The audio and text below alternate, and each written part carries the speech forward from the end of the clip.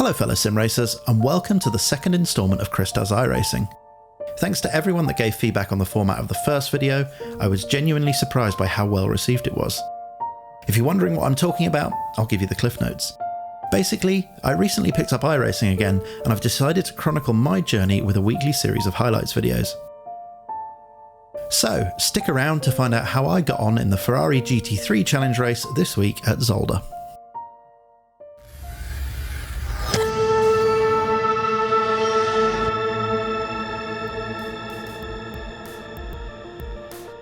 My first race in the series at Alton Park was a bit of a mixed bag. I somehow put the car on pole position, made a reasonable start and avoided a bit of a dive bomb into turn 1, but my plan for having an uneventful race lasted less than a lap when I made a completely unforced rookie error. Not my finest moment. But I got the car going again, kept my nose clean and recovered to finish on the podium. So that brings us up to speed and on to this week's race at Zolder. This was a much busier race, and by an interesting twist of fate, I was put into the top split, although I was car 17 of 17, which meant I had a bit of an uphill battle. I qualified the car 9th, which I was fairly pleased with, and I set a target of finishing in the top 10 with 0 incidents. The start was a little slow, and I now realise that everybody goes well before the green flag, and that meant that I was under pressure into turn 1. My philosophy in these lower ranked races is not so much that you can't win the race in turn 1, rather you won't lose the race in turn 1, mainly because the former never seems to occur to other drivers. So, through T1 and T2 I lost a pair of places that I just wasn't willing to fight for.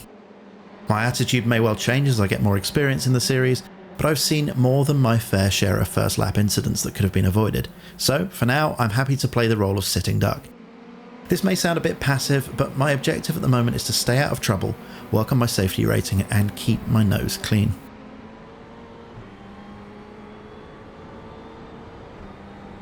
Now, with all of that talk of clean racing, it's almost inevitable that I get caught up in someone else's crash. Coming out of the Villeneuve chicane, I got caught up in this rather textbook chain reaction incident. In trying to avoid the spinning car, I had nowhere else to go and tagged the back of the red Ferrari. Not ideal, but at least I was still pointing in the right direction. Looking back at the incident, it may have been prudent to hang back a few metres. With so many cars trying to navigate the tight corner complex and varying driving standards and temperaments, it was an accident waiting to happen.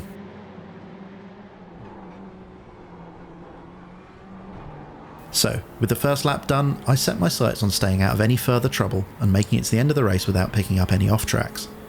But any sense of calm would be short-lived. The car in front had an almighty moment in turn 1 and gave me a great run up the inside into turn 2. I braked as late as I dared and got the car slowed down onto the apex, and got a hit in my side for the trouble. From the inside of the car, I thought the guy had just turned in on me, but watching the replay back made it clear that, far from being content with his drift in turn 1, he'd have another go through turn 2.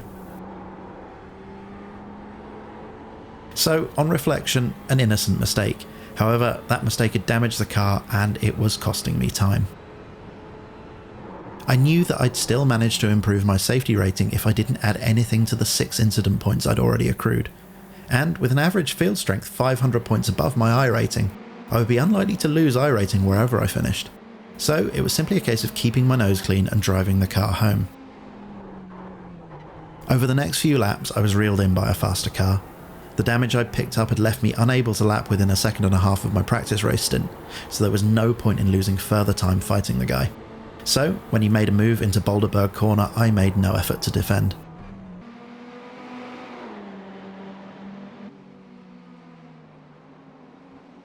The last 10 minutes of the race went by without incident, and despite being gradually caught by a couple of cars, there wasn't really time for them to do anything about it.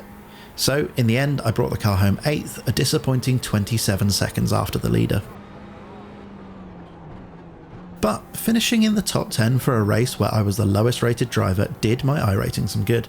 And despite getting caught up in a couple of incidents, my safety rating did go up, though only just. All things considered, I'm fairly happy with that. It's only week 4 and I'm still on track to being promoted to C-Class by the end of the season.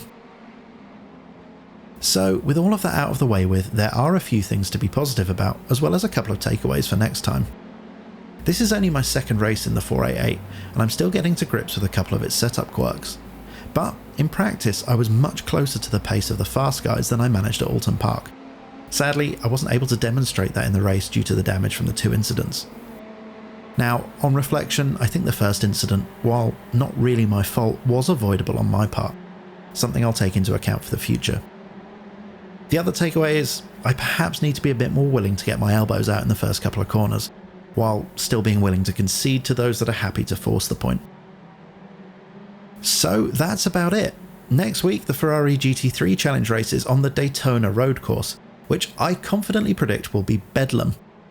I hope you enjoyed the video. If you did, then it would be great if you could hit the like button and subscribe to my channel. And if you think the video will be helpful for others, then please consider sharing it.